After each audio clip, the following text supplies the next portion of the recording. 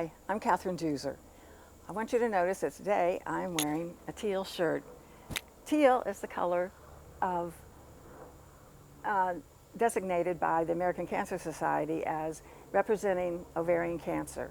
I was diagnosed with ovarian cancer 6 years ago. And today I'm here just to invite you to come along that journey with me, which we started filming about 2 years ago. I'm here with my husband, Mark Deuser. It's a beautiful September evening, and you are about to see the first episode of On the Edge of Time. It is a series of conversations that I had with Pastor Stephen Price to document the journey that I was going through. I'm Stephen Price, interim pastor, First Baptist Church, Gaithersburg, and I'm here with Kathryn Deuser, and we're going to talk a little bit about her illness.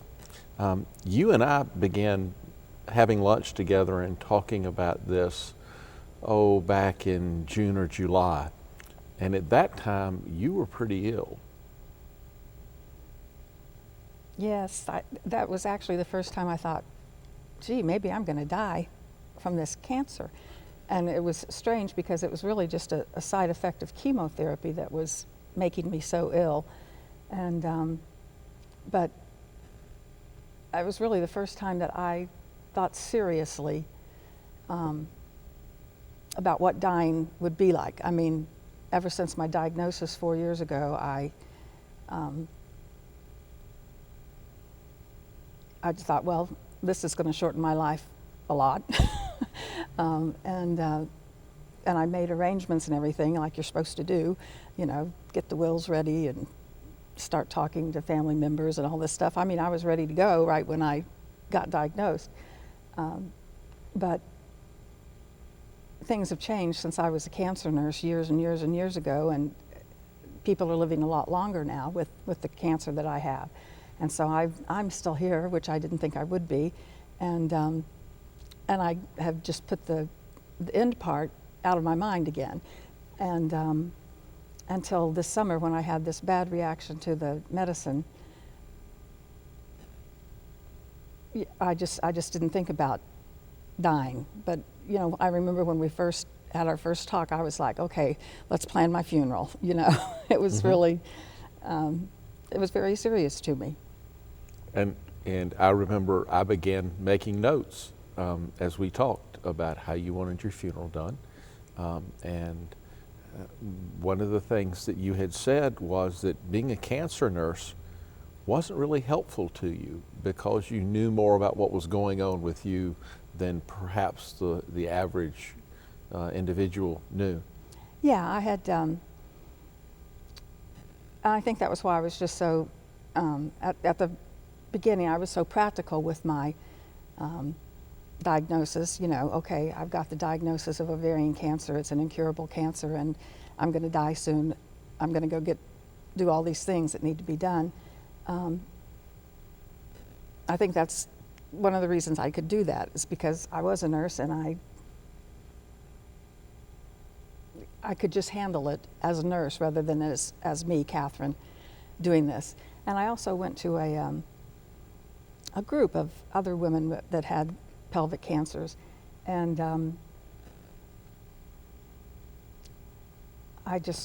that group was not for me. You know, I just needed to express myself in different ways. They were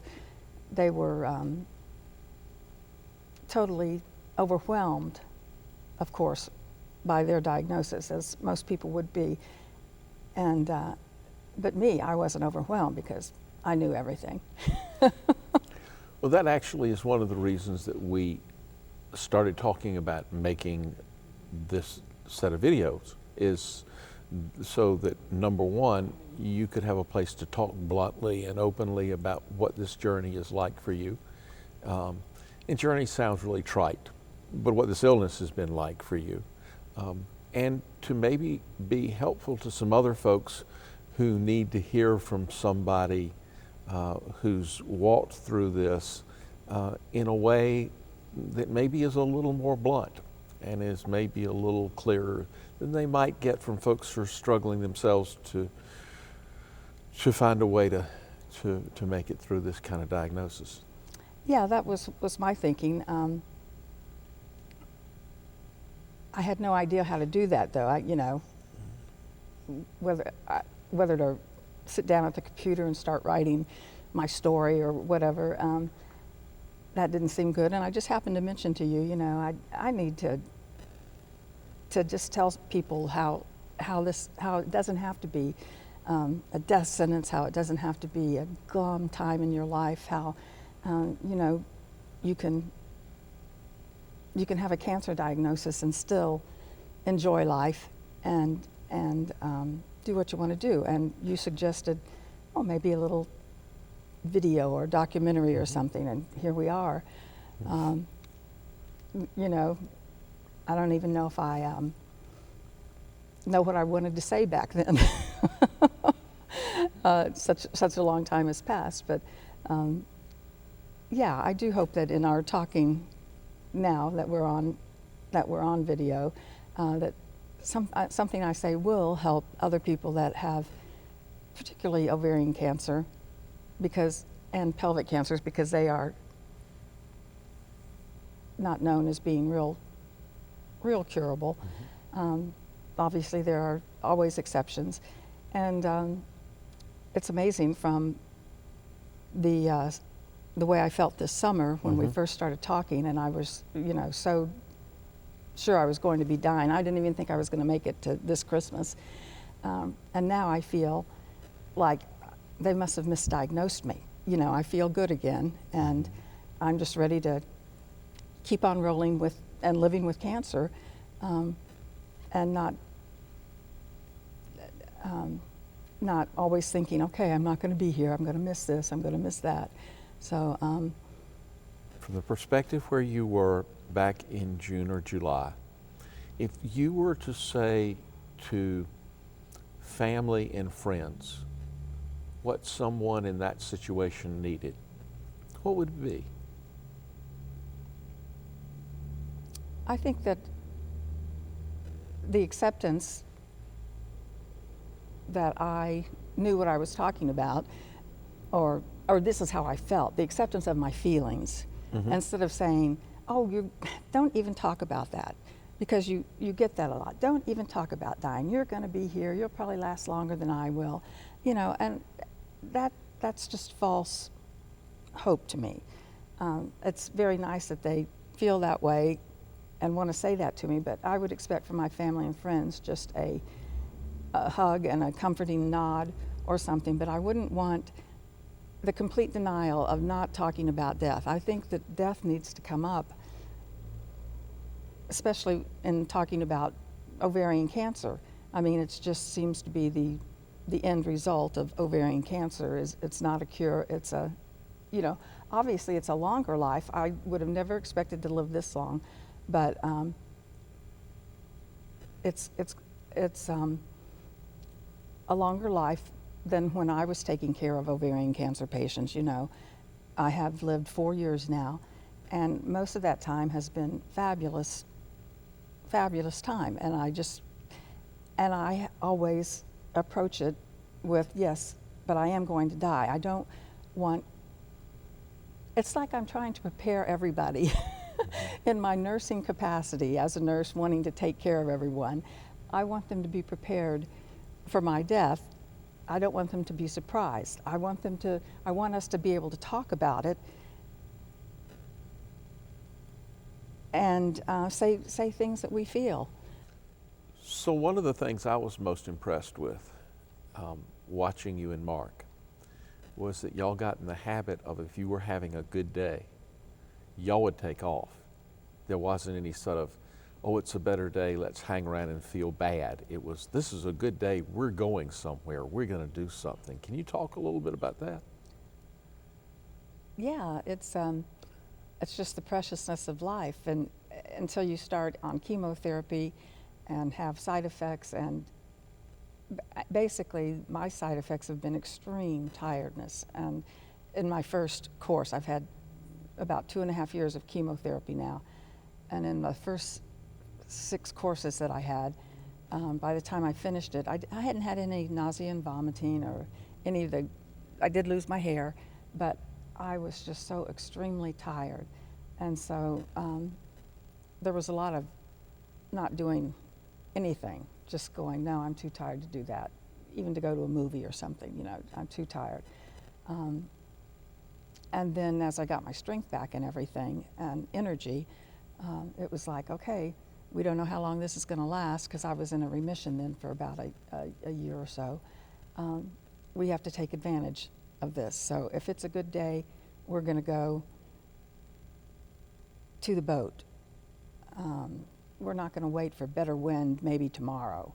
You know, we have a sailboat, and that's been one of the things that really has been very good for us and for me in recuperating, is being out on the Chesapeake Bay sailing.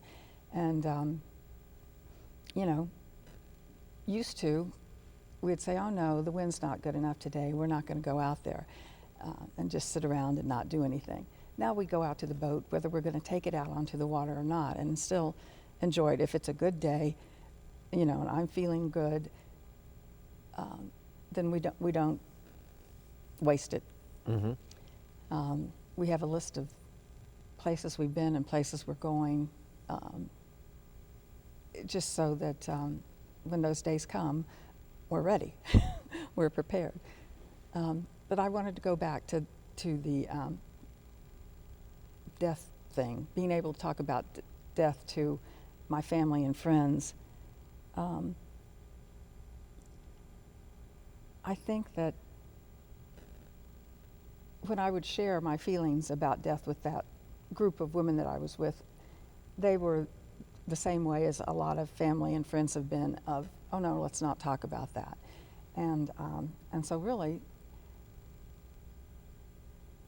I felt that death should be something you talk about in a group like that. And so that's why I left that group. They just weren't accepting. It was like I was shouted down. Mm-hmm. You know, no, let's not go there. Let's talk about our treatments and our life first. But, you know, I can talk about life and death at the same time. You know, it doesn't mean I'm sitting around just waiting for death to come. But I do want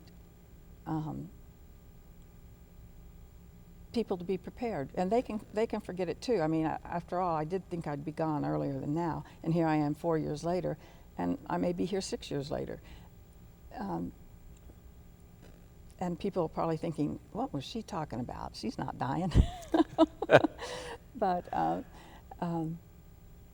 that doesn't matter to me. I want to be able to talk about it if I want to talk about it, and make jokes about it, because that's how people in the medical profession handle things, handle their emotions and their feelings. You know, a lot of it is joking, and I've had some good laughs over it, and that's, I just want it to be a part of the conversation, not something that is a no-no, never to talk about.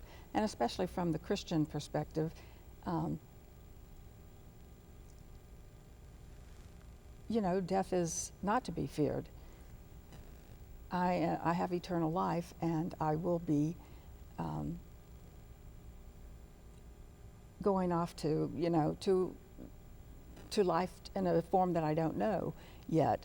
So I'm very happy, looking forward to that,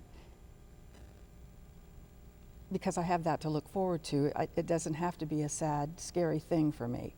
Although I don't know what it's going to be like or anything. I think I've talked with you about that too. We talked one day about what is heaven going to be like, because I didn't know if I really wanted to just sit around and sing praises to God all the time, eternally, which is probably some kind of blasphemy, but oh well. And you gave me some good hints about that, and you know, of what you think, and I liked those. So it's been it's good to talk about what is to come for me. Well, that sort of brings me to one of the questions I'd like for you to answer, and that is because I hope there are going to be some clergy who get a chance to watch this. And I think we as clergy have traditionally messed up a lot in avoiding people's need to talk about dying.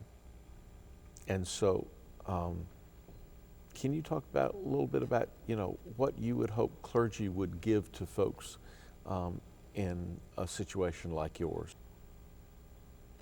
Well, I think that everybody comes at this from a different perspective. As I said, that's why I didn't feel like I belonged in that group over there. That, I was ready to say I'm going to die. This is how I'm going to die. I don't know when I'm going to die, but probably this is how I'm going to die. And an assessment of how your patient is Mm-hmm. is of course one of the things that you're going to take into consideration when you are going to talk with somebody. But if it's if they're on their deathbed, and you have a relationship with them, I just don't see beating around the bush about it. I see you saying, clergy saying, this is what you've lived your life for. This is why you made your commitment to Christ. You're on your adventure now. This is the start of your journey, because that's the way I look at it. We're preparing here for what is there, and I think there's only comfort in knowing and talking with somebody about what's going to happen afterwards. Although we're not 100% sure, we have that hope, and that's what being Christian is about, the hope that, Christ is who he said he was, and we've put our belief in that. So if we can't enjoy that, what was the point of our dedication and our service to him in this life? It's sort of like we're negating things in this life that we did for Christ as representatives of Christ, and like it's not going to happen anymore. Mm-hmm. Well, he's still going to be with us and taking us into heaven, and we'll still be his servants. So it's sort of like treated as a continuum, the whole circle type of thing. One of the things you and I had talked about, and the one thing I would say to clergy is to allow yourself to grieve. Too often clergy, skip talking about clergy, I really like you, and we've gotten to be friends. And when you die, I'm going to grieve a lot.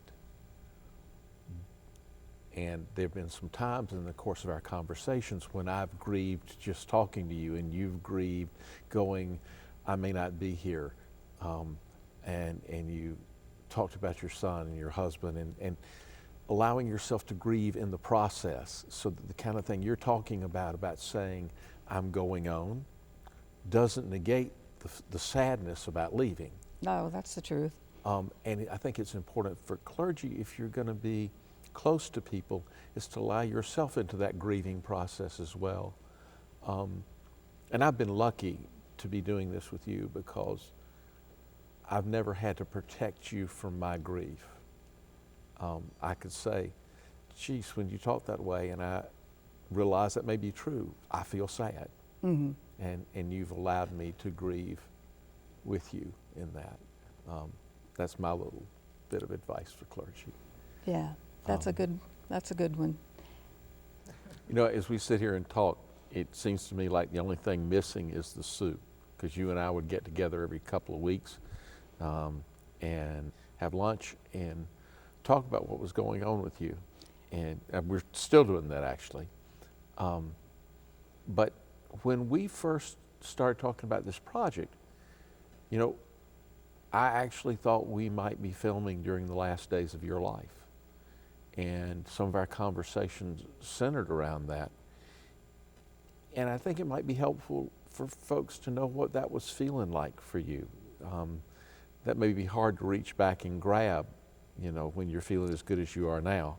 But you had mentioned to me that cancer's a roller coaster. Yeah. Right. I was down in the curve when we first started these talks, and really I'm on a high right now. And I wouldn't use the word remission for me right now. It's just that the medication I'm taking seems to be working well. If I were to stop taking the medication, I would immediately, the cancer that is there would start growing again. But you just keep that in mind. People say, well, when are you going to be finished with this treatment? And I go, I'm going to be on this treatment until I can't take it anymore, and then I'll take another one, but I will be on chemotherapy until I die. It's just part of my life now. And saying that, it's just a roller coaster to be a cancer patient. Some days you are, a certain number will come back from the lab indicating that the medicine is working well. And then the next day you'll have some kind of bladder infection or cough or something, and it may not be anything that you would think about if you didn't have cancer, but it's enough to bring you down to, is this going to turn into something? Is this another cancer? Is this what's happening, that my body is doing this now? Is it just a side effect? Is it something that's going to go away? Is it something that's serious? And then the next day, you're back up again. You'll meet with a dear friend and have a great time, and you can forget that you have cancer for a few bits, for a day or so. But it always comes back that, oh dear, yes, now I remember I do have cancer, and I need to go take a little rest. You have to incorporate it into your life, the ups and the downs. And my family has gotten that very well, which I'm so grateful for. They, Mark can come home sometimes from work and look at me and just know that I've had a bad day, and he'll say, what can I get you? And take care of me. And some days he can come in from work and go, let's go out tonight. I can tell this has been a good day, so let's just go out tonight. Again, part of that doing things now while we're feeling good. And yeah, I think that life itself can be a roller coaster. That's just a saying. But life with cancer is also a roller coaster. And I think the highs are higher and the lows are lower than I remember experiencing when I was not a cancer patient. I mean, I appreciate the feeling good more. Let's talk a little bit about family, because you and your family seem to have found, as I watch y'all, a really nice balance. But you didn't always get reactions from other people about the way you were dealing with your family. They weren't always, those reactions weren't always helpful. Yeah, my family's great, and they're used to me being frank and blunt. I used to tell my son when he was growing up, well, unless you're really sick, you're not going to the doctor and you're not staying home from school. And I used to be an intensive care nurse, and that's my definition of really sick. And, I've just always been very frank with him. And he's an only child, and I don't know, I think you tend to treat them more maturely than if you have more than one child. And my husband too, he's used to me being a nurse. I said, I'm sorry, I'm a nurse. This is just how I react to things. This is how I treat things, little gallows humor, whatever. But, and so when we talk about cancer and my having it, we do talk about the death part too, and okay, yeah, write that down. I want to put that in the funeral, or remember that story, or So, in the group that I was in, I'd say, well, I told my son, you know, I want him to come home and live with us now because I don't have much longer, and I don't want him. I would like to have him around my last few years or whatever. And the group was like, "Oh, you shouldn't say things like that to your son." And it's just sort of like, well, what are they doing, telling me how I should feel? I don't think you should be doing what you're doing. I don't like the way you are handling your cancer. So it's really. People handle things differently, and I am frank about things and like to just get them out there in the open. Thank you for watching the first episode of On the Edge of Time. If you want information and links to where you can get information, please like us on Facebook. I hope you like this episode, and I hope to see you next time.